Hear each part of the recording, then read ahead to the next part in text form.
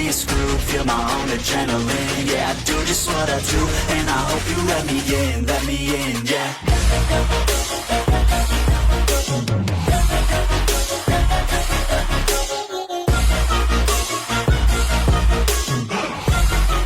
Hello and welcome back, fellow anime lovers, to Cypherfics. I am delighted to have you join us once again in the world of fanfiction and fantasy. This is the fourth part of What If Hazbin Hotel Meets Gravity Falls. Special note, this fanfic is written and a masterpiece of Shadowwriter 329 on FANFICTIONnet. Do check and support the author too. Now smash the like, share and subscribe button for more. Also press the bell icon so that you never miss such great parts. Thanks for the introduction. Now let's dive into the world. Again, Alastor had to fight back a growl at the blatant disrespect. His shadow tried to sneak around toward the girl, but Salem's head peeked out of Dipper's shadow and gave a low hiss in warning. The shadow was forced to recede, irritating Alastor a bit, but he held his tongue. The girl wasn't worth it even if it could be used against Dipper later. No one else noticed this, though Dipper narrowed his eyes briefly. Angel then raised his hand as if he wanted to give a suggestion. Vaggie looked slightly annoyed but asked him, "What?" "If you're filming a commercial," he said, picking up a bottle of booze and pointing to himself. "Can I suggest you take better advantage of the talented celebrity you have right here?" Vaggie gave him a deadpan look. "Angel, you're a PWN star." "A famous PWN star," Angel corrected. "I'll have the horniest sinners knockin' these walls down to get in." 6 out of 10, Wendy said with a shrug. "You sassy bee," Angel said, not much heat as he could tell she was just teasing and not serious. He then smirked, "I might actually be starting to like you." "To be fair, it's hard to judge for me," Tambry said, adding her 2 cents. "I might have slept with a succubus and a similar demon, but I don't have a good reference for you, Angel, compared to other sinners." Angel thought it over and nodded, "Fair enough. I can see how my smoking hot bod wouldn't to a normal human's taste. Unless they are a furry," Wendy adds with a grin. This actually made Angel groan, "Oh, don't get me started with them. You can never tell with some sinners, but I'm thankful that even my boss finds them creepy." Vaggie had enough of the SEC talk and pointed her foot down on the important matter. "We are not filming a PWN as a commercial." "Why not?" Angel asked. "SEC sells, doesn't it? I swear if you film me going at it with Mr. Fancy Talk creepy voice here, you'd be rolling in participants willing to stay at this tacky hotel." He pointed to Alastor, who gave a fake laugh at that idea. "Haha. Never going to happen." "Then how about our prince with his new girlfriend?" he asked, jerking his thumbs at Dipper and Wendy. "You can even have the new girl join in for some extra spice." Tambry objected evenly, though not how you would expect it. "Any videos of me having SEC are for personal use only, not to be used for a commercial." "No." Charlie declares loudly, her eyes flashing red and making a few of them jump. She calmed herself a second later to her normal look before she added, "Angel, I appreciate you wanting to use your special skills to, attract folks to the hotel, but, I really don't want to exploit you, in that way." Angel took a moment to settle after the jump scare before he replied back as he ran 2 of his hands over his body.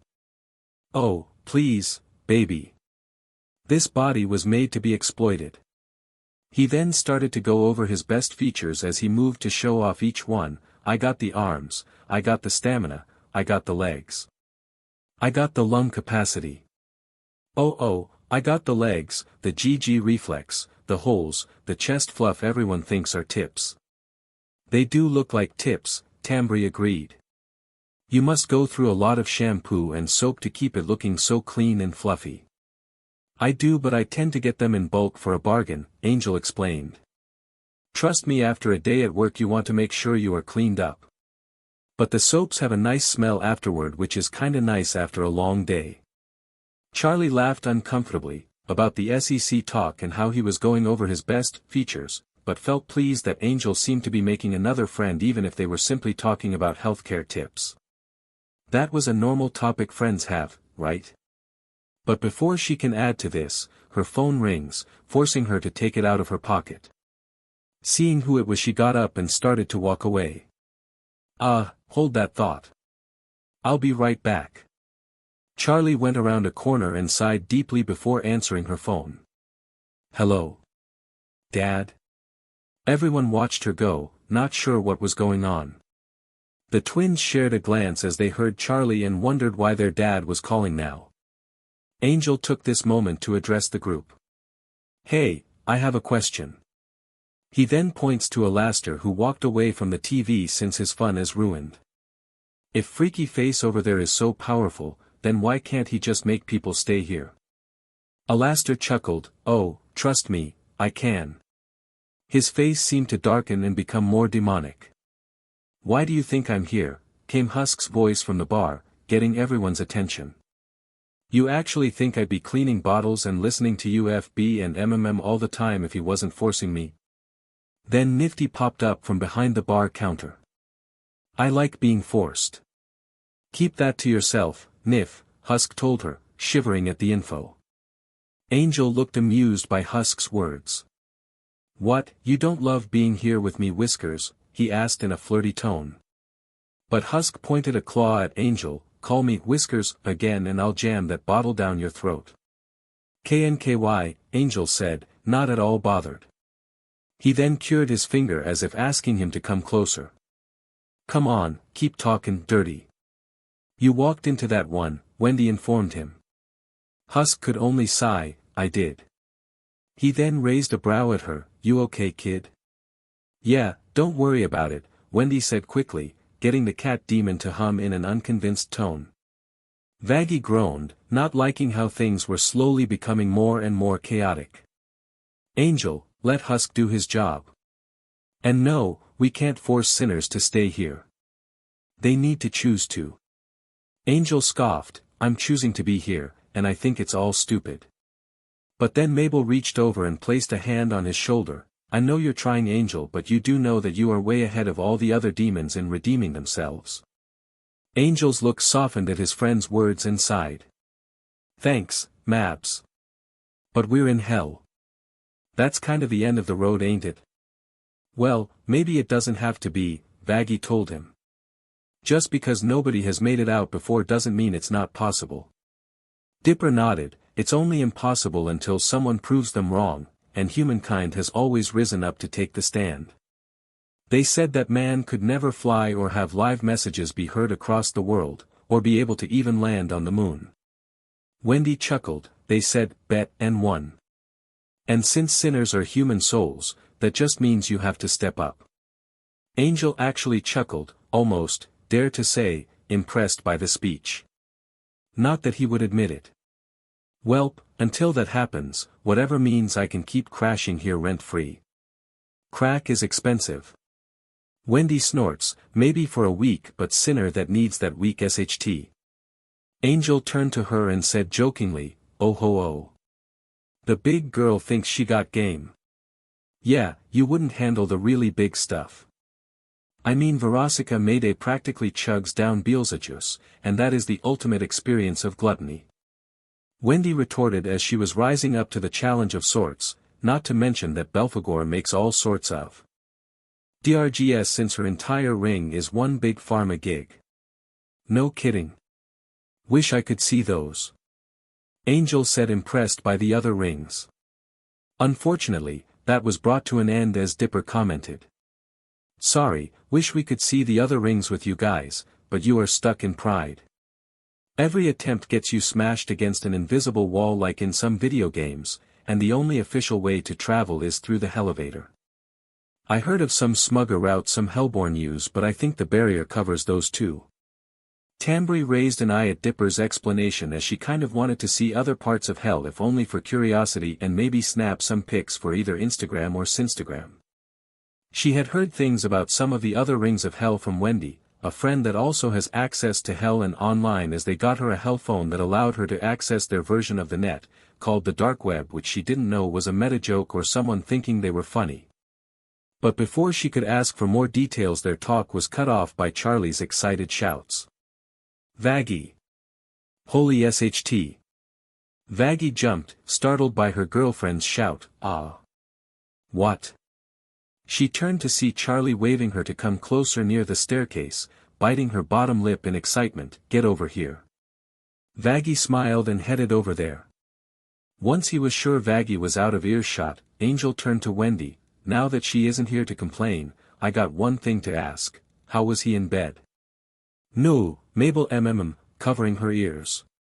Dipper just raised a brow at the spider demon. "Really?" Angel shrugged. "I mean, you might not be into guys, but you're still hot. Who wouldn't want to hear details?" "Angel, please," Mabel begged, clearly not wanting to hear any more. He sighed. "Sorry Mabs. I was only teasing, kinda." Wendy chuckled. "I'll text you details later." Dipper rolled his eyes but overall wasn't too bothered. Any further talking was stopped when they heard Charlie's voice, but now she was singing. "I can do this. Somehow, I know it. I'll get heaven behind my plan." They turned to see Charlie out on the main floor for the lobby with Vaggie next to her. Vaggie seems to be trying to talk to her. "Charlie, hold on. There's no way I could blow it. Not this once in a lifetime chance. It's just a meeting," Vaggie tried to tell her. "To change their minds. And touch their hearts. Or whatever angels have." This could be bad, Vaggie warned as the others started to get closer to see what was happening. Charlie took Vaggie's hands and spun themselves around the lobby with her, still singing. "Cheer up, Vaggie. This could be swell. Something tells me this will be a happy day in hell." Charlie then lets her go. Vaggie tries to steady herself while Charlie runs towards the door. "Okay, but just don't sing to them," Vaggie tried to say, but she noticed that everyone was by the open door and Charlie was nowhere to be seen. Before she can ask where her girlfriend was, Angel jerked his thumb outside. "That bee is halfway down the street." "Is she?" Vaggie asked worriedly. "Oh, she's dancing," Wendy confirmed with a grin. "Ugh, no," Vaggie already seeing how this could backfire. Tambry could only watch as Charlie shrunk into the distance of hell, her song no longer able to be heard by anyone in the hotel, but she could tell she was still singing. "Huh, so she is a real-life Disney princess. I thought Wendy was messing with me when she said that." Wendy laughed at that reminder. "Nope, I wouldn't be able to make SHT up like that." Dipper sighed but left his older sister be, as for one, it was too late to stop her, and two, he wouldn't be able to once she got a musical number going. He turned to Vaggie. "What got her so excited?" Vaggie sighed. "Apparently your dad has a meeting with heaven at the heavenly embassy and had asked Charlie to take his place." "Ah, that explains why she left so fast," Mabel said, closing the doors. "She would use this to try and pitch the hotel to them." "And why Dad didn't ask us to attend," Dipper added, pinching the bridge of his nose.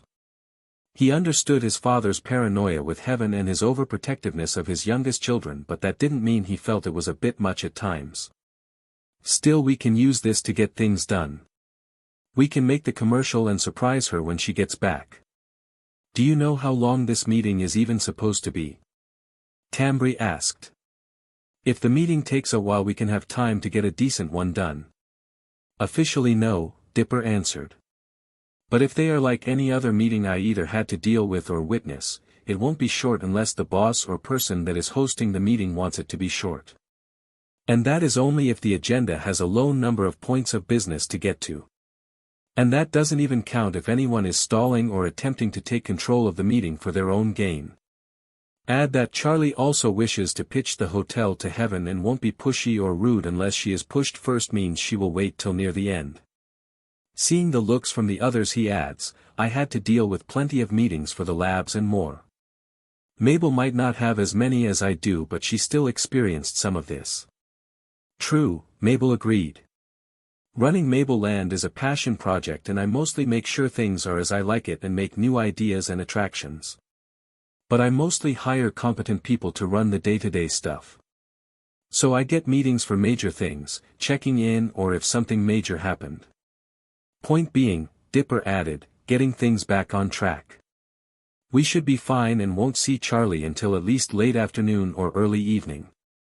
Well, you seem to be on top of everything, Alastor said, twirling his cane and heading to the stairs. And since you insist on using that useless television nonsense, I want nothing to do with it. Plus, it would be more entertaining to see you fail. Dipper rolled his eyes but didn't see this as a loss. Vaggie seemed to agree as she said, that's one less problem we need to deal with. So what do we need to make this happen? She directed this at Dipper and Mabel as they seemed to know more about what they were doing and even have their own business ventures even if they were in different fields. Not to mention without them she would have to relay on Alastor, and thankfully that wasn't a headache she had to deal with. We need at least a camera, lights, and other small setup pieces, Dipper listed off. We will be the main actors for the commercial and the hotel itself will be the set, so that saves us time. Mabel beamed and got her hellphone out. I should have some of that in storage from the commercial we made for Mabel Land. I can have it all brought over. She hopped from her seat and started to talk to the person on the other end. Hey Kinger, I need you to get the gear we used for the commercial we did a while back. Yep, get that and bring it over to Dash. Dipper turned to the others. Okay, while we wait on the equipment, let's work on a script. I'd like to point out again that SEC sells. Angeldust added as Dipper noted his comment.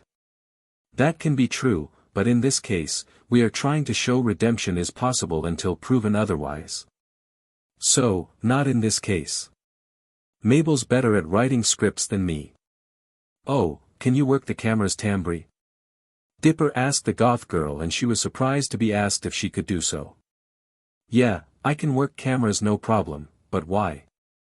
She was curious and had an idea where it was going but wanted to confirm before saying anything else. One can assume anything and still be wrong overall. I was going to ask if you don't mind working with us on this, but if you don't want to help then that's okay. I can work the camera or Vaggie can, and Mabel can direct once the costumes get here. You're not a sinner, so we shouldn't force or ask you to help if you don't want it. Dipper explained as Mabel finished up her call to get the costumes over. Then work with Dipper to get a script ready. Tambry seemed taken back by this but shrugged. Yeah, I can handle the camera work and even some of the editing. Dipper nodded. Thank you for this, I will try and make it up for you. Tambry just watched him leave to gather papers so the group could work on a script. Wendy stepped next to her and bumped her hip. You know you don't have to do this.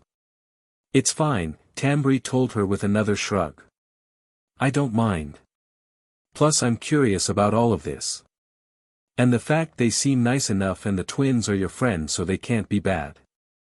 Wendy smiles, touched by her best friend's faith in her. They are pretty cool even without the ties to hell. Maybe after all of this Dipper can give you the same treatment he gave me last night. It wouldn't be his first THRSM as he done it together with a pair of sisters. Let me tell you, he knows what he is doing. Tambry chuckled. I doubt he would go for a boring girl like me. She paused and looked at her friend. Are you really okay? I know that one girl was AB and crossed a line. Wendy sighed. I'm fine, don't worry about it. Tambry wasn't convinced but knew if Wendy wasn't going to talk then she won't. Still, she felt that Wendy was a bit more relaxed and not as stressed as she usually was. That only ever happens when they have help from their friend who is a bigger SEC fiend than Wendy can be. As far as Tambry was concerned, Dipper was good for Wendy. The fact he was cute was just a bonus. So you never did answer that spider guy. Hell, you didn't even brag or give details to me. Wendy laughed as she noticed Dipper retuned and was gathering the others. I'll give you and him details later. I just can't decide which is a better name for him, the Butt Assailant, the Bee Breaking, or the CNT Crusher. Tambry had to force herself from laughing as they joined the group, but will admit more of her curiosity has piqued. Hell, she might take Wendy up on that offer, but she had to focus for now. The group sat in a circle in front of the fireplace as they talked ideas, and lines, and overall laid out what they needed. They decided that Angel, Husk, and Nifty would be the main part of the commercial since they were not only the main guests and workers at the hotel, but it would make they should be seen the most. Husk complained that he wasn't an actor nor was he good at memorizing lines. Mabel tried to help by writing some potential lines on small cards in the style of drink recipes. He was at first insulted that he would need drink recipe cards, but looking them over he did say he found it easier and was willing to give it a try once they started filming. Nifty said she was excited for her part, even more, when the lines were mostly how the rooms were being kept clean and her war on the bugs. Too bad she seemed to nod it and put the other on edge but willing to let her try since they didn't see a reason not to. Dipper and Mabel decided that they would surprise Charlie with the commercial and leave any lines from her for later shoots, thought they do plan on mentioning she was the founder of the hotel and project with the twins fully behind her. Dipper worked out some voiceovers, mostly for the beginning and ending of the commercial which didn't have to be filmed with the others and Tambry assured them she could edit it in. They also planned some shots of the hotel and the others to be used though that was planned for after most of the main line were filmed and allowed the rest to relax for the shots. The biggest hurdler was Angeldust having a little too much fun either trying to make the lines SXL or make the normal lines sound SXL. It didn't help that Wendy was practically egging him on as well as trying to outdo him by sneaking in several innuendos. It got to the point where Vaggie lost her temper. "Will you take this seriously?" "Calm down Vaggie," Mabel told her, understanding her frustration but now how she was handling it. "You know it is reactions like that only make it worse," Tambry pointed out. An almost evil grin formed on Wendy's face before she said, "It's not like you can expect him to be a good actor anyway." Angeldust stopped, chuckled and glared at the succubus. "I'm sorry but are you implying that I can't act?" "If the whole fits," she replied, keeping the grin. Angel gasped as if slapped, "How dare you? I am a famous actor. I have won awards for my skills." "You got them for being good at SEC and nothing else," Wendy countered. "PWN doesn't have good acting, so you clearly are the same." Angel glared while flipping her the bird. "F you. F me yourself you coward," Wendy offered, making AV with her fingers before sticking her tongue between them. Angel recoiled with a GG as he stuck out his tongue. "And touch a girl in bed? You." "My point exactly," Wendy said, with a snap of her fingers. "You can't do any real acting." "Oh yeah?" Angel demanded, glaring at her and leaning closer. The others were just watching like it was a tennis match but said nothing as a few realized where this was going and let it happen. Wendy then went for the kill. "I know so. I bet you can't do any of this commercial without trying to make it SXL. That's all you can do." Angel said nothing, stewing in his anger for a moment. Then finally he said, "The thing is, I know you're playing me, but my pride is being called out so bring it on." "There is no way that worked," Vaggie muttered under her breath. Husk managed to hear her with his large cat ears and chuckled, "Never underestimate what someone will do when their pride is being called out. How would you react if your devotion for Charlie is called into question?" Vaggie made a disgruntled noise as she saw his point. Mabel sighed, not liking how this argument was going but happy she didn't need to calm Angel down. Then a knock came from the door. Knowing what it was, she quickly ran over and opened it to see several robot jesters standing in the doorway, all holding boxes and equipment. All the equipment and gear left over from the commercial boss. The lead jester, wearing a small crown, said. "Perfect," Mabel said pointing to the lobby, "just set it down here so we can get it out." As the robots did as they were told they headed off while Mabel addressed the lead robot, "Okay Kinger, that should be all so just head back and do your thing. Just give me a call if there is an emergency." Kinger gave a salute before jumping off to catch up to the rest. Once the door closed she saw the rest of the gang were getting stuff out like the lights and camera. Tambry inspected the shoulder-mounted camera but nodded as she could handle this. Opening one box, Maybeck grinned as she pulled out what she was looking for. "Okay Angel, I got the makeup so let's get you all dolled up." Angel chuckled and cracked his knuckled, "A makeover from you and I get to show off my skills." "Mabs, oh buddy, oh pal, you are spoiling me. Let's get started and make you a star," Mabel said as she started her makeup routine for Angel to make him look fabulous for the commercial. Dipper started setting up the lights with Wendy and Vaggie's help, which was a bit awkward but it all got done. Tambri got the camera ready and was certainly glad Dipper helped teach her how to use such a high-quality camera. Once everything was ready they were able to start. "Hello, how may I help you today?" Husk said with a bit of stiffness and a side glance at the cue card that was supposed to help him out. He did try to memorize the lines, but he kept getting them crossed and even complained a bit about how he isn't an actor. Though the reason for the question cards was because somehow his drink recipes that had the lines got knocked over and floated into the fireplace or were ruined by spilled drinks, so they had the cue cards made so Husk could actually say the lines as best he could, or wanted to, but it was a start. "Please sir, I am a poor lost sinner looking for a place to stay and redeem myself. Would you know where I can go to escape extermination and maybe get to heaven?" Angel asked and was actually sincere and sounded sincere, even if it was only to prove to Wendy that he was a good actor and tell her to seek it. Oh, he would enjoy seeing the look on her face, even if it's the same look of satisfaction of knowing you did something to someone else. "Well, you are in luck sir. Here, at the Hazbin Hotel, we take in those who want to find redemption to escape the exterminations." Husk was glad that was pretty much the last part of the take as Dipper and Mabel looked at each other in general to see if that was the take they could use or if they needed to do it again with the hopes of getting more sincerity out of Husk, no matter how much of a husk of his former self he was. And cut. Mabel shouts, signaling to Tambri who stops recording. She walked up towards the bar, smiling at the two sinners. "That was good you guys." "Husk, you sure you aren't an actor because you were a natural?" "No need to lie to my face like that kid," Husk denied though the smallest of smirks was on his face for a second. Mabel then turned to her friend, "An angel, just chef kiss. You were the star of the scene and you nailed it." "Naturally," Angel said, adjusting his chest fluff and fixing his hair. But the smile he had wasn't the cocky one he usually showed but a genuine smile he reserves for Mabel. He didn't see that Husker noticed this and looked almost impressed. "I guess you can act without the corny," Wendy added, putting the cards away since they would be mostly done with the scene. Angel didn't rise to the bait but simply gave the succubus the bird with 3 of his arms. Off to the side Tambri was adjusting the camera for the next scene. Since it would be for Nifty they would need a different angle to make it flow more naturally. Vaggie took a moment to walk to her since they were away from the others. "Hey, can I ask though something?" "That depends," Tambri replied in an even tone. "Are you going to throw more insults and accusations at my friend for simply being what she is?" Vaggie winced. "Look, I didn't mean it dash."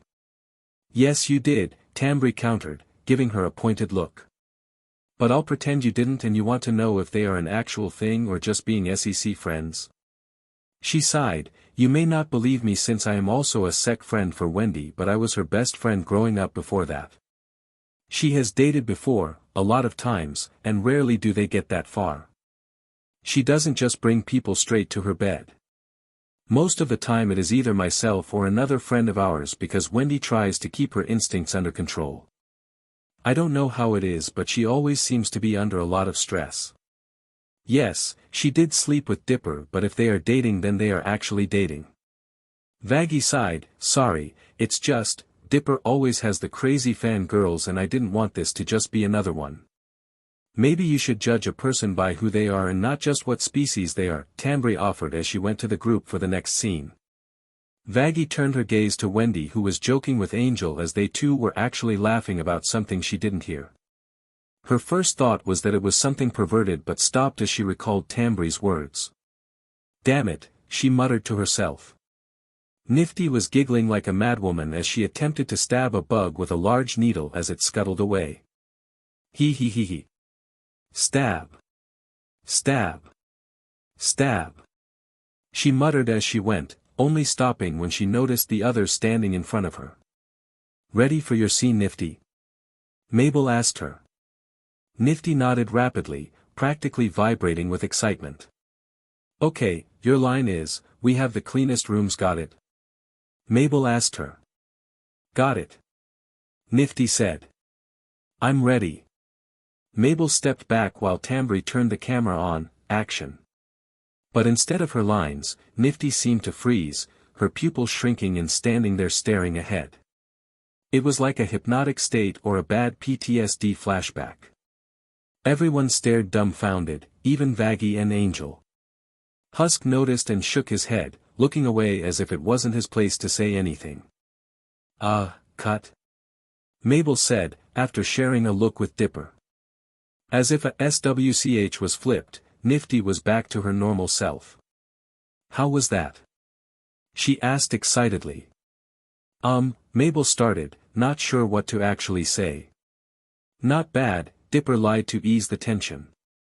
But we needed you to actually say the line. Nifty nodded, okay, got it. Action.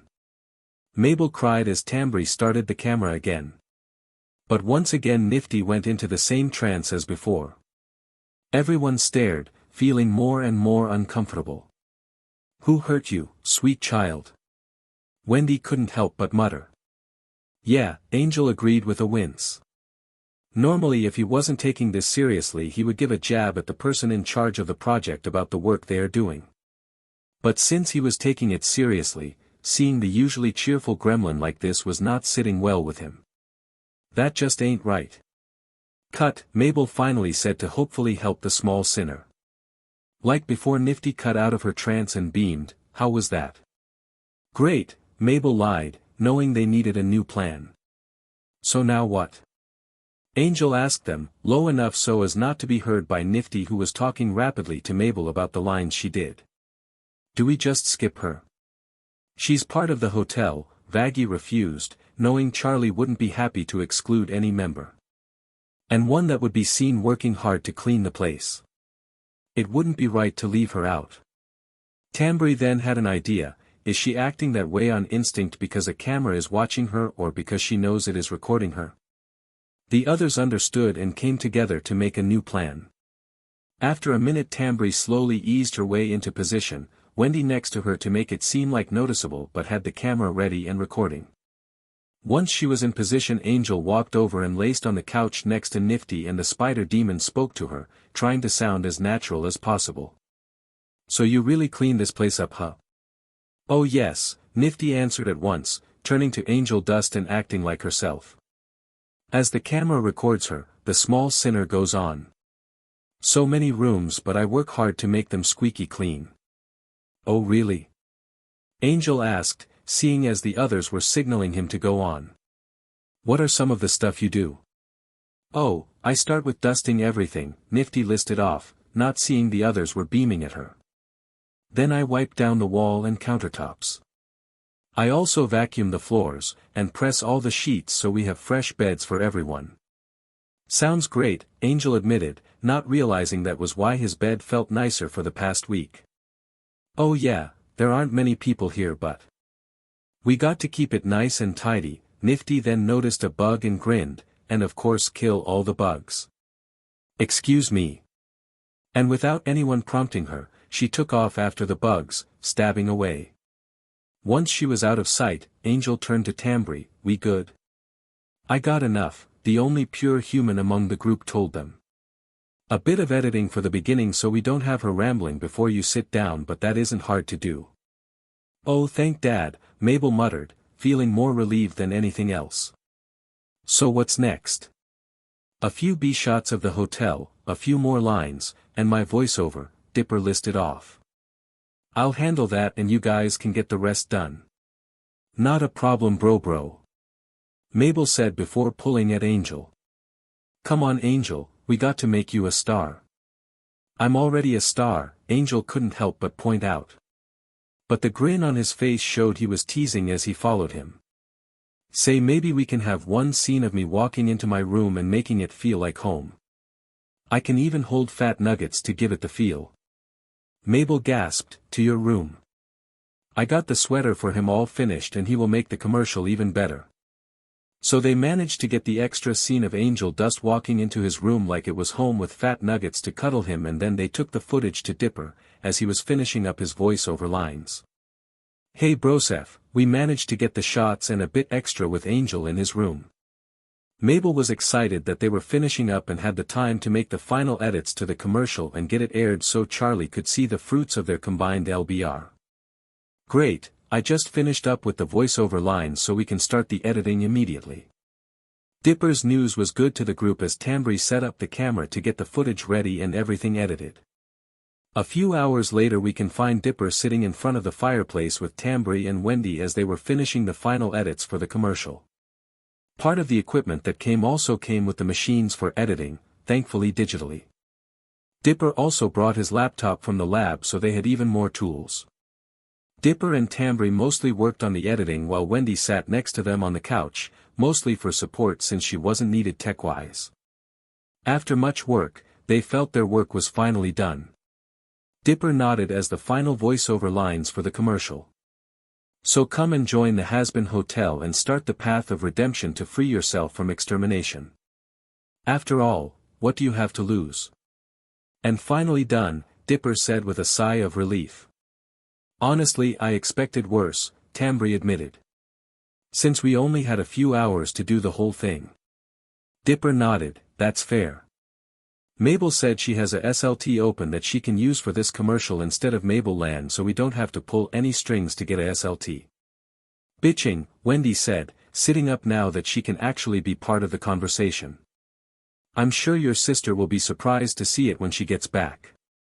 She paused, looking slightly worried. I made a good impression on her, right? I know she said I can just portal here whenever, but she isn't like upset with me, right?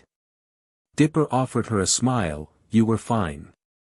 It takes a lot to really get on Charlie's bad side, but she will show if she is upset by something or someone.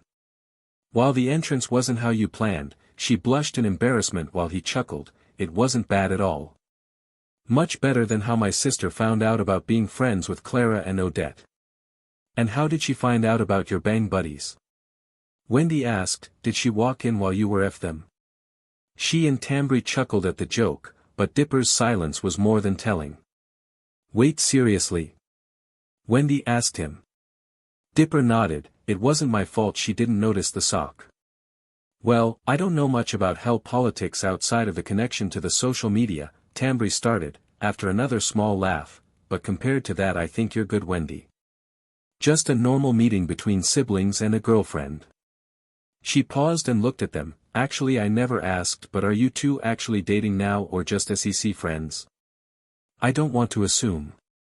Thankfully Dipper had an answer. We talked about it last night before we went to sleep. After an awesome 5-hour pounding, Wendy added with a grin, making Tambri look impressed. And probably would have gone longer if we had started sooner or didn't fight beforehand. Point is, Dipper continues trying to ignore the amused look from the girls. We talked and we decided we wanted to be more than friends and are dating. You know, most people start dating before they end up having SEC, Tambri teased with a small smirk. Most people don't have a connection to hell, Dipper countered with a matching smirk. Wendy already has connections to lust. I have also been there and had the greatest pleasure, here Dipper added air quotes as his voice started to become more deadpanned, of getting the SEC talk from the sin of lust himself. Wendy whistled as she didn't know that and found that crazy. To be fair, she got the talk from her mother years before a normal girl would, but that was because of her demonic heritage making it so she needed to understand. And while she was curious about what that talk was like, she didn't envy the twins at all. So yeah, we're dating. But while I am a bit greedy, I'm not that greedy to have him all for myself, she smirked at the other two. I know about Dipper's SEC friends and I'm not going to stop him. Hell, it's kinda KNKY, so we're more of an open-ended relationship. So, if you want to be our toy anytime, just ask a girl. Cool, Tambri answered simply. I might take you up on that later this summer. Just like that? Dipper asked, taken aback by this since Tambri was a normal human even if she knew about hell. She shrugged, I have a KNK of being treated like a sec doll or toy. Plus, I practically already am for 2 different SEC demons, so I don't see a difference. Dipper wasn't sure who the other SEC demon was in question but figured it was a friend of Wendy and he would find out later. Wendy leaned forward and grinned at her friend. You will know the difference when he fills you up with his hot seeds, Wendy teased, causing the human girl to shiver in what Dipper could tell was excitement. And I got more of my pills so you can get really stuffed. Not in the hotel, Dipper stated firmly. While he didn't mind the teasing the girls were doing, he wasn't about to have a quickie at his sister's place. He would never hear the end of it. Fair, Wendy agreed even if she personally thought it would be KNKY. Your sister has been nothing but nice, so I don't want to ruin things between us. Plus, I don't want Vaggie ruining the mood.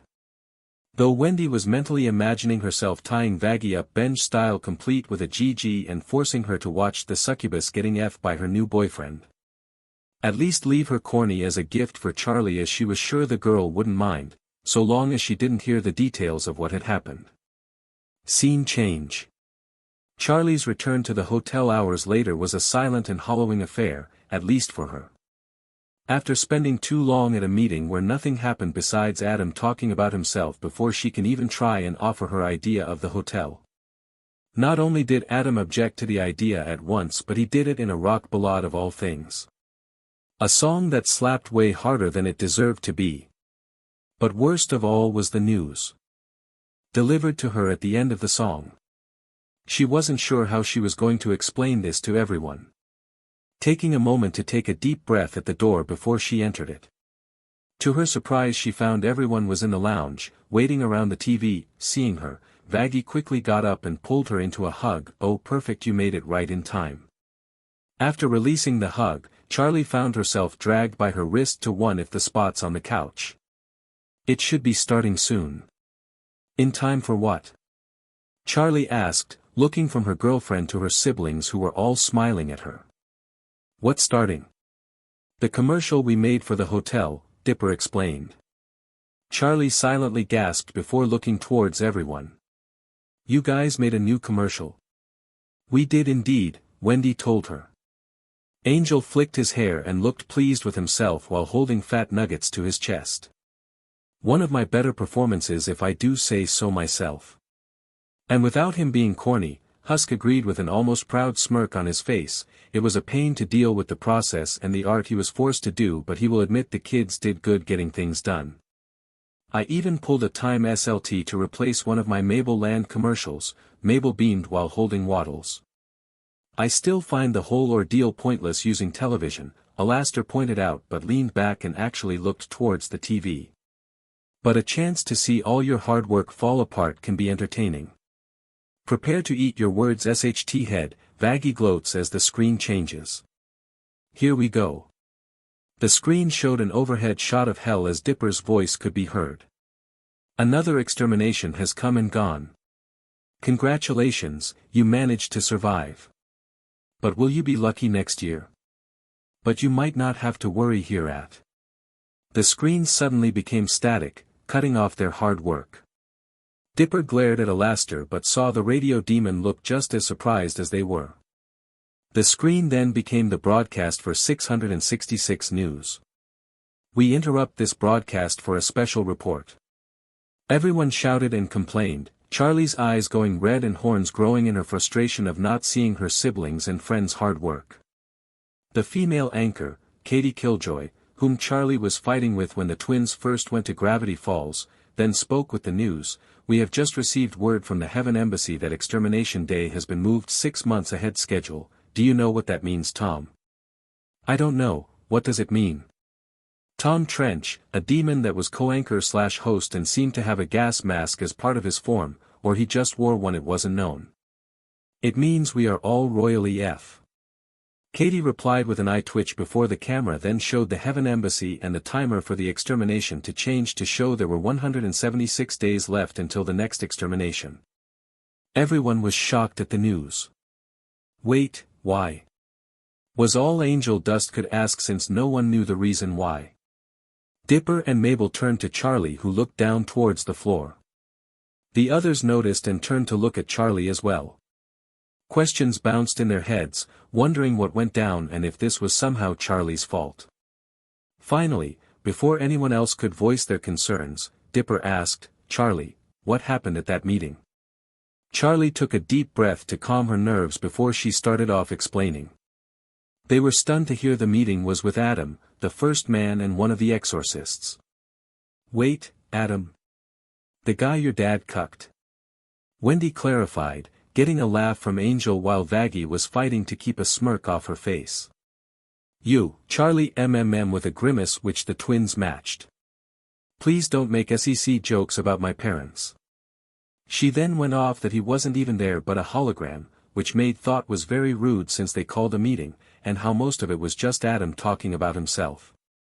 She then explained near the end she tried to pitch the hotel to them, but not only was it shot down but told her they were shortening the time till the next extermination. When she finished everyone was stunned, taking in what they just heard. Finally, Tambri pointed something out. From the sound of it, he was already planning on shorting the time frame. He didn't know you were coming to the meeting and his objection to your idea had nothing to do with the deadline. Dipper nodded. "Yeah, I think that's the case. Dad was supposed to be the one going to that meeting. If anything, the only difference would be them insulting each other for hours before the reduction was announced." Charlie sighed and leaned against her girlfriend. "Oh, thank goodness that's the case. I was thinking that this was all my fault." Angel and Husk said nothing but glanced at each other as they privately were thinking that it might have been Charlie's fault. Alastor said nothing but narrowed his eyes as he pondered about this revelation and if he could somehow use this. Thankfully Mabel broke the silence to try and ease the tension. "Well, I've had enough excitement for one day. We have the commercial in circulation so we don't have to worry about that. Why don't we have some dinner and tackle this problem in the morning?" "Dinner sounds like a wonderful idea," Alastor said as he stood up. "There is nothing else we can do about this new deadline, so might as well feast and turn in." The others mumbled as they got up, agreeing with different levels of how tired they were. The Morningstar siblings shared a look but promised each other that they would stick with this till the end. Scene change. About an hour later a portal opened up outside of the mystery shack and the twins walked out in their human form. Wendy and Tambri had already said their goodbyes and took Wendy's crystal back to their houses. Before they could walk in, they noticed Stan and Seuss walking up the path, each one wet with Stan wearing what looked like fishing gear and in a foul mood while Seuss was missing his shirt and wearing only his pants, hat, and a small life vest. "What happened to you two?" Dipper asked, trying to out together possible situations. "I don't want to talk about it," Stan muttered stepping into the shack. The twins stared before turning toward Seuss for answers. Thankfully the man was willing to oblige. "So Mr. Pines wanted to go fishing with me since it was the opening day of fishing season. So I got my boat and we went to the lake where everyone was fishing as well. We got caught up in a Scooby-Doo-like mystery with a mechanical lake monster. It was kinda crazy, though I did end up losing my boat." The twins looked at each other, surprised to hear about that. "I kinda wish I could have seen that," Mabel admitted. "Agreed," Dipper nodded before turning towards Seuss. "Sorry we missed it, Seuss. We were just helping Charlie with the hotel." "Don't worry about it dudes," Seuss assured them. "Family helps each other out. And Mr. Pines is practically my family and so are you." The twins felt touched by the news and made mental notes to get Seuss a new boat for his birthday, once they found out when his birthday was. Scene change. The next day Stan was in a better mood as he gave tours and made some money scamming tourists. The twins worked to make sure everything went smoothly since they felt their grunkle could use a normal day to make up for the day before. After a full day, Stan finally closed up the shop and thanks the twins for their help. With the all clear, they opened a portal and walked into the hotel lobby. They had already told their sister they would be helping their uncle and would meet up later. So it wasn't a surprise they didn't see Charlie or Vaggie when they appeared and only found Angeldust laying on one of the couches. "Hey, Angel!" Mabel called out, making the spider demon jump in surprise. "Where's Charlie?" "Oh hell Mabs, you can be sneaky when you want to be," Angel teased after calming down. "And your sister took her girl to try and get more people to come to the hotel." "Makes sense," Dipper said. "With the new deadline to the extermination and the commercial it would be as good of a time as any to try and recruit sinners." Dipper then noticed the wall near the front door showed signs of recent repairs. "What happened to that wall? It looked like it was just fixed up." "Oh we did," Angeldust admitted. Or rather Smiles summoned some shadow guys to fix it. About 6 or so hours ago some chump came here, blasted a hole in the wall, and called out Smiles for a fight. Dipper even wasn't going to ask if the guy was stupid enough to do this as he had seen plenty of stupidity in hell. So was it overestimating himself or severely underestimating Alastor? He may not like the radio demon but he knew he wasn't weak by any means. You don't become an overlord as infamous as Alastor by being weak. Honestly? Angel replied with a shrug. I say both. The front doors then opened up and Charlie walked in with Vaggie right behind her. Both looked tired and disheartened as they closed the door behind them. So how did it go? Mabel asked, hugging Charlie who seemed to improve her mood with the comfort. Vaggie sighed, not a single new recruit. Well duh, Angel pointed out. Who wouldn't want to spend their final days not fighting or f? I hate to say it but it might take a deadline or two to get people to really think about the hotel, Dipper pointed out. Charlie looked down in dismay while Vaggie glared at him, seriously. Dipper crossed his arms and gave her a pointed look. Rome wasn't built in a day and neither can this. We might have a faster timeline for the exterminations to appear but what we're trying to do is just as important but we have to endure it. We're trying to win a marathon, not a sprint. It might take a few cycles for people to realize they can't just wait it out and try the hotel to get better. He then turned to Charlie who looked at her brother with a worried look. None of us are happy with Heaven's decision and it's not a good thing but we must keep going forward. If we just give up then they win no matter what. Charlie closed her eyes and took a deep breath but knew her brother was right. Mabel nodded and pulled her sister into a deeper hug, while Vaggie looked concerned. Angel looked down, thinking about what Dipper said, and closed his hands. He knew Dipper had a point and he was trying it was, just hard for him. The mood was broken when there was a knock at the front door. Everyone looked at each other as if they weren't expecting anyone today. Out of curiosity, Vaggie opened the door to reveal a snake-like sinner with some elements of a cobra and a suit, almost like a mafia that Dipper and Mabel thought they had seen before. The sinner that is as he smiled pleasantly enough, for a snake. Hello my dears dash, the sinner barely got a sentence in before she started attacking and then holding him on the ground with her spear. Wait. I come in peace. The sinner was holding up a sign for peace though was speaking with a slight hissing sound, but not so much to make it hard to make anything out. Well, that escalated quickly, Dipper couldn't help but mutter. Yeah, why did you react like that Vaggie? Mabel asked, peeking outside at the clearly scared sinner. Is he an ex or something? Ew, no, Vaggie denied with a shudder. Besides I'm a lesbian. Okay, that hurt more than the physical blows, the sinner muttered annoyingly but still kept up the peace signs. And even if you are also not my type, you don't have to be rude about it. Then who is he? Dipper asked as the others started to look outside as well. Remember how I mentioned someone attacked us and blew a hole in our wall? Angel answered as Charlie moved past them to see the sinner in question. This is the F.R. Hello there, Charlie said as she pulled Vaggie back to allow the sinner to at least get on his feet and see why he came. What brings you here? I didn't come looking for a fight, the sinner told them, looking a bit relieved now that the spar wasn't in his face. Vaggie was still within striking distance and had her weapons ready but still, he wasn't too distracted. I heard you are helping people who want to be better. The twins looked surprised before Mabel joined in Charlie's excitement. Angel and Vaggie looked in disbelief. You're joking, Angel muttered. I must be high. You're not, Dipper told him, crossing his eyes and studying the sinner. Charlie gasped, oh yes you heard right. She practically jumped forward as she clasped his hands. Welcome to our home of healing. Our resort of restoration. Our dash. But she was cut off by Angeldust. Are you nuts? He asked her, pointing to the sinner. This chump was trying to kill us like literally 6 hours ago. And how you want to bring him in here to live with us? Maybe the final fight was the straw that broke the camel's back, Mabel suggested. Absolutely.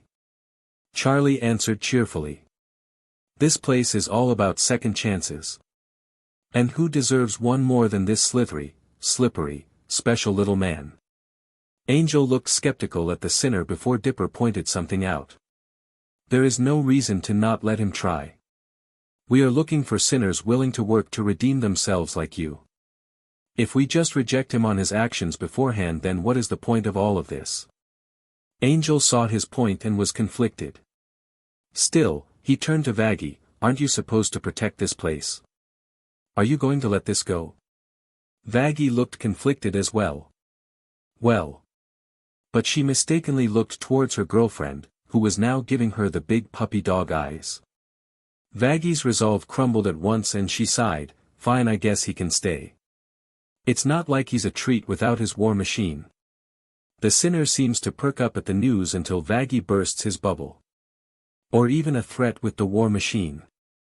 Thank you. Charlie cheered, hugging Vaggie, and spinning her around before releasing her.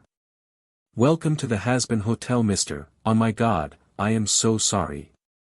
I didn't even ask for your name. How rude of me. The sinner, who has slumped in dismay at the jab from Vaggie, perked up at the question. He bowed or gave a snake equivalent of a bow. No harm, your highness. I am Sir Pentious. Welcome, Sir Pentious, Charlie said, grabbing his hand and pulling him into the hotel. Let me show you around. I give him a week, tops, Angel said, watching them go inside. A hand was placed on his shoulder and he turned to see Mabel giving him a soft, reassuring smile. Have some faith, Angel.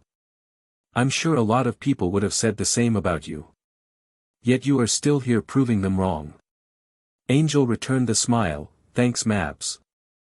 I'll give the new guy a chance, but I reserve the right to say, I told you so. Sure, buddy, Dipper agreed with a chuckle. Now let's go before Charlie starts to show him literally every inch of the hotel. They all walked inside and headed towards the lounge as they heard Vaggie already stop Charlie before she did show everything. Charlie sighed, sorry, I'm just so excited to have our first real guest. This made Angel stop and turn towards them. Excuse me, he said in an annoyed tone, getting their attention. What the hell am I then? Charlie turned towards him. Well, you're an important part of our family, Angel. But you, She clearly struggled with an answer that wouldn't offend the spider sinner. Vaggie, however, had no such restraint nor issue doing so. Constantly make us look bad, secularly harassed the staff and literally never once tried to improve. Charlie objected quickly. What she means is, it's nice to have someone interested for once. Angel looks downtrodden hearing this. He turned away so the other girls wouldn't see how it affected him. Dipper stared in disbelief at his sister's words. Vaggie, he could understand saying that because she has little to no restraint when it comes to Angel or other men, but even he thought it was harsh, especially to a friend like Angel. Mabel's cheerful look turned into a scowl, not happy at all by the words of her sister and in her mind future sister-in-law. She got between them, hands on her peach and glaring harshly. How dare you? Angel is putting in effort and you are acting like he does nothing. Vaggie was about to object but Mabel cut her off before she could. No, Angel has been putting in the effort. Not everyone walks and works at the same pace and Angel has been working at his pace. Just because you think it isn't enough doesn't mean his efforts are worthless. If he didn't believe he could do this then he wouldn't even be here. He's here because we asked and for the free rent. Vaggie objects while Charlie slowly looks horrified at what she is doing. And that's all he is staying here for. Here Dipper loudly scoffs, getting Vaggie's attention. You think just the free rent is what's keeping him here? He could find better ways or deal to make himself comfortable and all without dealing with Charlie's hyper-enthusiasm or you being judgmental about everything. He paused and said to his sister, no offense sis. What? Vaggie stammered in anger. I am not judgmental. Didn't you literally nearly cause a fight with his girlfriend for simply being what she was? Angel pointed out, jerking his thumb to Dipper. He didn't intend on poking Vaggie's button this time, but he was just so touched by how the twins were defending him so easily and readily. Mabel he might have expected to be a best friend to him, but even Dipper stepping up for him was something he didn't see coming. He knew they were sort of friends, but no, he saw that Dipper was more a bro, and a true bro at that. He was deeply touched by this, but even more surprising was when Charlie stood before him. He looked down at her and she tearfully pulled him into a hug. Before he can ask why she is doing this, she says, "I'm so sorry, Angel. I know you're trying and I haven't even shown proper appreciation for it." She hugged even tighter. "I was just so excited someone also believes that I was caught up. I nearly made all your efforts pointless. You are a part of this family and I am so sorry I made it seem like I didn't care." Angel had to blink the tears from his eyes, but he did return the hug with his lower arms. He smiled down as she looked up at him, an actual honest smile. "Thanks, Charlie. I know I'm not the best, but thanks for believing in me." He looked up at the twins.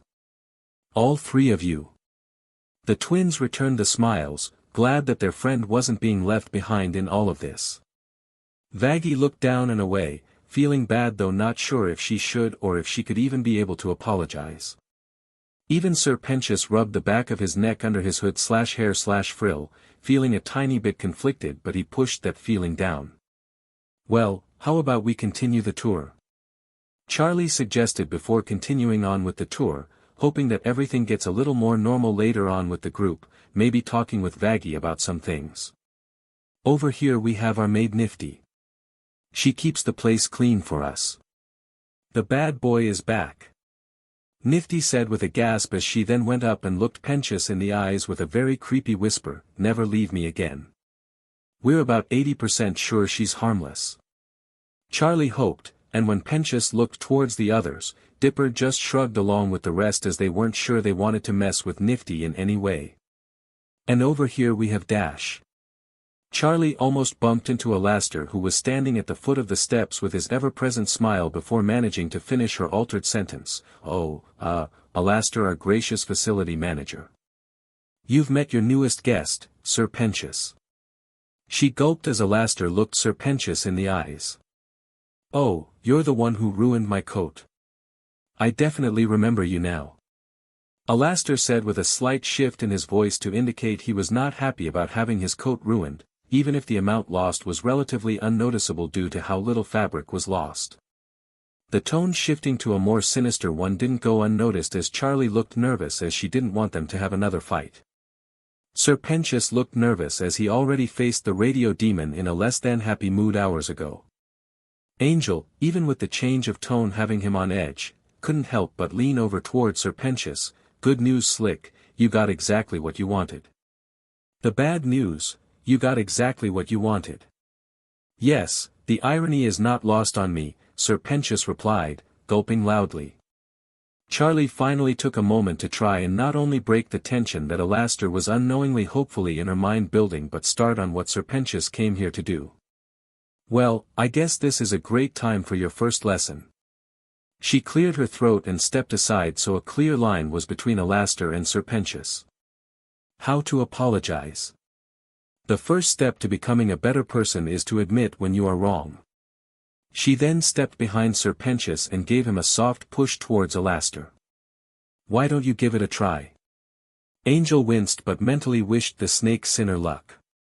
He remembered this lesson and he actually did it twice. One to Vaggie which he faked and she didn't believe, and the one that was real towards Dipper once he revealed firmly his stance SXL and didn't want to be flirted with anymore.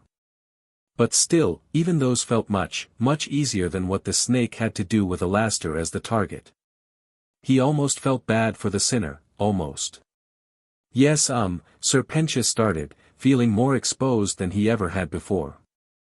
But he managed to pull up whatever courage he had and kept going. "Please, Mr. Radio Demon sir, forgive me for attacking you, are ruining your very lovely coat." He then gained an idea as he searched and pulled something from his pocket. It was a small piece of fabric that was the same color as Alastor's jacket. It didn't take the others long to realize what it was. "Here." Alastor blinked in surprise as he took the slip of his formerly ruined coat. "Oh. Not many people have managed to take this much off of me." It must have meant quite a lot to you. He then grinned darkly before the fabric lit into a small burning green fire. Sir Pentious could only stare in disbelief while Dipper shook his head. Now you are just being petty. To think that isn't beneath you after all. Alastor gave him an annoyed look before he flicked the burning fabric away as it burned to ashes. Afterward, he took his head up the stairs since he doubted he would find any entertainment from this. Seeing as it was best to move on and keep things going, she moved the group into the lounge where they sat in a circle. Some on the seats and some on the floor or leaning against the seats. Once they were all seated, Charlie addressed everyone. Now, with a new resident, I think it's important we all get to know each other. So we are going to play a little game. Everyone, follow me. She cleared her throat and started, my name is Charlie. She paused before clapping twice, I like to sing. She clapped twice yet again, and when we get to know each other it's the greatest thing. She declared as she finished with 2 more claps. She then directed the attention to their newest resident. He then started after a moment, my name's Sir Pentious. Following Charlie's example he clapped twice, I like to build. He clapped twice again, and despite my stupid egg bois, I think I'm very skilled. He finished proudly, clapping twice. Charlie beamed before turning towards Angel. Angel's first reaction was to think this whole game was stupid. But he noticed Charlie's encouraging smile that was matched by Mabel's. He took a breath. My name is Angeldust, he began, clapping twice with his upper set of arms. I like to drink, he added, clapping twice with the lower set of arms this time. And if I see a guy I like, I dash. I swear to God if you make a sec joke. Vaggie interrupted while glaring at him. Angel just threw his hands in the air. Oh, for F's sake. I was legit going to do it. Besides, what a CC joke could I make that rhymes with drink? Vaggie, Charlie chided with a frown, causing her girlfriend to flinch. I don't wish to become that guy, Sir Pentious started, looking at them in concern. But that seemed a bit rude. Angel just gave a low grunt, kinda surprised so many are on his side but still annoyed at the accusations when he was actually trying and putting more noticeable effort in it. Do I start again? No, Charlie told him, once more surprising him. You were giving an honest effort, and I think that is good enough. She stood up, I think we can move to a new activity.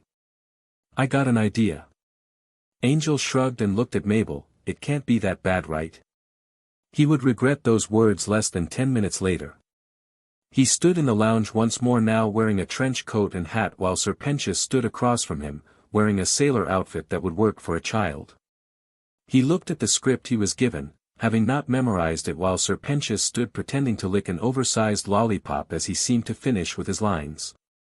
Angel looked skeptical about the whole thing, but a reassuring smile and thumbs up from Mabel made him move on. He took a deep breath and spoke his lines. Oh, I'm a bad man on the streets who never got enough hugs. Now, where's an innocent kid I can sell crack to? He barely manages his best shady accent but is unable to stop himself from rolling his eyes. The twins cringe at the words, already having a bad feeling about this, while Charlie looks excited. Hey you, Angel called to the innocent child that was supposed to be Sir Pentious. Who, me? Sir Pentious asked innocently. However, he was putting way more effort into his acting, almost making the twins cringe at him, practically overacting. Yeah, you look like a kid who could use some. Angel began, before stopping to check his script. Devil's dandruff? Oh, for F's sake. He sighed and turned to the others. Who wrote this? Dipper and Mabel both pointed their fingers at Charlie, who pouted at them. Angel should have expected this, he really should have. Honestly, this was worse than any of the bad scripts he had to deal with at work, and plenty of them were bad. Can we have a new one that Mabel made instead? I know she made plays for her theme park before. Too late for that. Charlie denied quickly.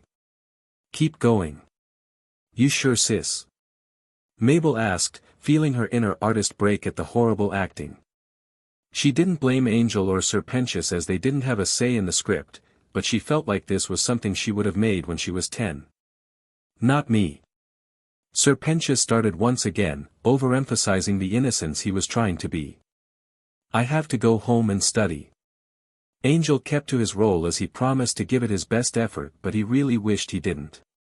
Come on kid, it'll make you cool like me. Angel cringed before letting out a small sigh as he remembered his next line. The crackhead. But Sir Pentious shook his head. The only cool thing here is to say no to DRGS. Now, if you'll excuse me, I'm off to not have SXLNTRCRS before marriage. This last line had the snake sinner declare his words almost triumphantly. Charlie got to her feet and clapped rapidly, feeling proud of what they accomplished. But that feeling didn't last as Dipper had. Okay, stop, just stop.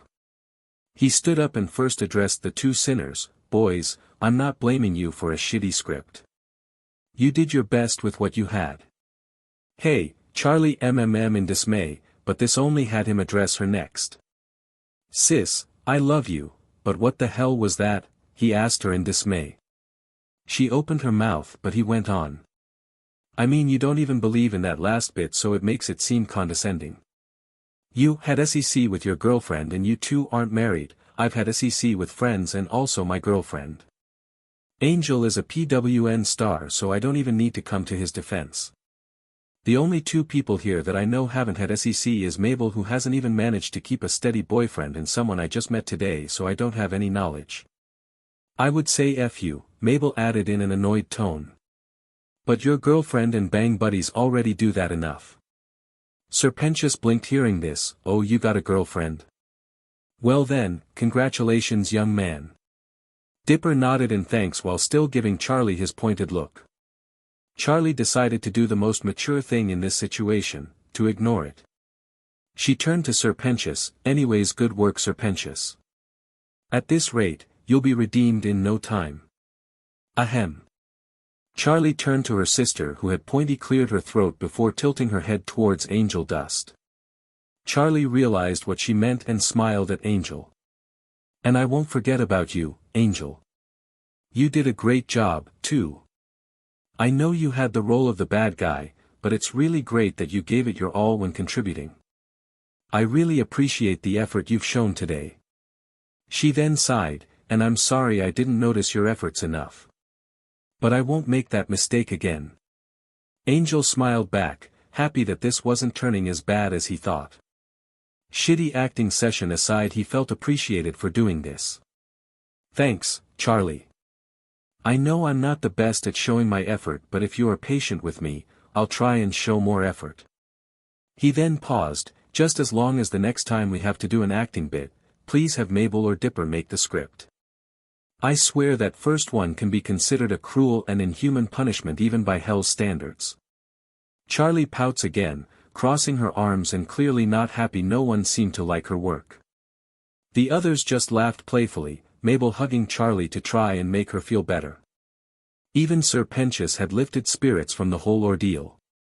He looked away feeling conflicted, but he had a job to do. Well, I think I'll end my day on a high note, so I'm going to bed, Angel said as it was indeed getting on the later side of the day, and that also meant Mabel and Dipper had to go back to the shack. Just because they had instant access to the hotel doesn't mean they should stay there all the time. Good idea, and hopefully we can brainstorm ideas on how to help improve the chances of redemption, but for now Wendy wants a date and a stay at a hotel, Dipper said as he did get a notification about Wendy wanting some time for a date, and while it was on the later side, it was still early enough to at least get one last late-night movie and maybe a cheap motel. See you at the shack or here in the hotel tomorrow Broseph, and make sure to use protection. Mabel got in one last tease before they made a portal back to the mystery shack, so Dipper could get ready for his date with Wendy. Scene change. The next morning was mostly uneventful.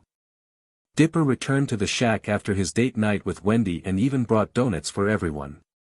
Stan accepted the free food with glee since he knew Dipper didn't spend the night at the shack and he didn't have to worry about accidentally walking in on anyone. Then Mabel gave him some unexpected news when she got a text message this morning from Charlie and Angel about what happened at the hotel last night. It turned out Angel caught Sir Pentious sneaking around and trying to set up hidden cameras and confronted him. They had a small fight that got the attention of the others. With his plot revealed, the sinner attempted to call for backup but was left to rot. Charlie had managed to convince not only the others but Sir Pentious to become an actual guest at the hotel. The only reason the twins were finding out about this now was because it happened late at night and felt better to let them sleep and talk in the morning. So with a quick goodbye to Stan and a promise to arrange a time for Charlie to visit, they went back to hell. After the two made a portal to the hotel, they found the gang in the lounge waiting for them. Angel looked annoyed as he sat while petting Fat Nuggets to calm him down. Sir Pentious sat near the fireplace, looking down ashamed as they got closer. Once the twins sat down, Sir Pentious spoke up first and confessed to everything, how he was approached by Vox, the overlord, and one of the V's, and asked to be an inside mole on the hotel to keep an eye on Alastor while also planting hidden cameras. While they already got the footnotes from Charlie when she texted them this morning, it was still kinda shocking to hear the sinner confess. Dipper will admit that Sir Pentious was acting like a man for confessing everything and owning up to his mistakes. After he was done, Dipper rubbed his eyes. All right then, seems like it worked out. Wait, what? Angel asked, stunned. Sure, Charlie convinced them and the snake sinner to try out the hotel for real, but he expected a different reaction from the twins. Just like that? Dipper shrugged while Mabel asked, what's different now than it was from yesterday?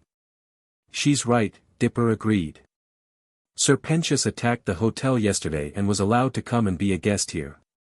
That might have been a lie, but after seeing him alone and nowhere else to go, he joined the hotel for real. The results are the same. Sir Pentious looked at them in amazement before he straightened up proudly. I won't let you or your sister down. I'm given a second chance even if I didn't deserve it. Just work hard for her, Dipper told him. And at least this is more Alastor's fault than Vox trying to screw us over. What makes you say that? Vaggie asked, curious. Don't get her wrong, she is all for blaming Alastor, but while she felt he would deserve it, she didn't know why. Vox only cared about the hotel because Alastor is here, Dipper explained. And wanted to make sure no deal was made between him and Charlie. If it wasn't for the fact he's a control freak and gets a hate nerve for his rival, he would have known I wouldn't let any deal happen. The only other close reason he would be interested is because of me, but Alastor trumps everything when it comes to Vox. Why would he care about you? Angel asked, confused, and he wasn't the only one as everyone else looked at Dipper to explain. To Vox I am both a rival and potential student, Dipper told them. He sees himself in me with my intelligence, wit, and how I run my labs despite being many, many years younger than he is. He either wants me to train under him to exploit me or make his power grow through me. Add the fact I'm also a Prince of Hell as a bonus. But only with his rivalry with Alastor does he go all out and would pull something like this. The others took to each other, stunned at hearing all of this. Mabel took this moment to walk towards Sir Pentious and gave the sinner a surprise hug. Welcome to the hotel, she told him, releasing him. Now that you are officially here to stay. Just give me a few measurements and I will make your welcome sweater in a few days. A sweater? Sir Pentious asked, his eyes going wide. For me? Yep, Mabel answered simply. Do you want to pick a design on the front, or do you want it to be a surprise? Since it will be a gift then I say surprise me, Sir Pentious said happily. He was looking forward to his gift. He knows his egg bois would be so jealous of him. But before he went off to get his measurements for Mabel he finally remembered something. Oh, Dipper was it? Yes. Dipper answered, wondering what he needed. I actually have something for you, he confessed. He searched his pickets before pulling out a large envelope. After I was given the mission from Vox I was also approached by Velvet before I could leave. She asked if I could somehow give this to you. I was worried I would need to slip this somewhere for you to find, but since my cover was blown I might as well show it now. Dipper raised a brow and took the envelope. He didn't see how Charlie's and Vaggie's eyes went wide before they jumped on him while shouting, no. The sudden weight knocked Dipper over as the two girls struggled to take the envelope away from him. Dipper kept trying to push them off, but they were determined to stop him. Suddenly a hand came and pulled the envelope away from them. The three paused their struggle and looked up to see Mabel opening the letter and pulling out the contents.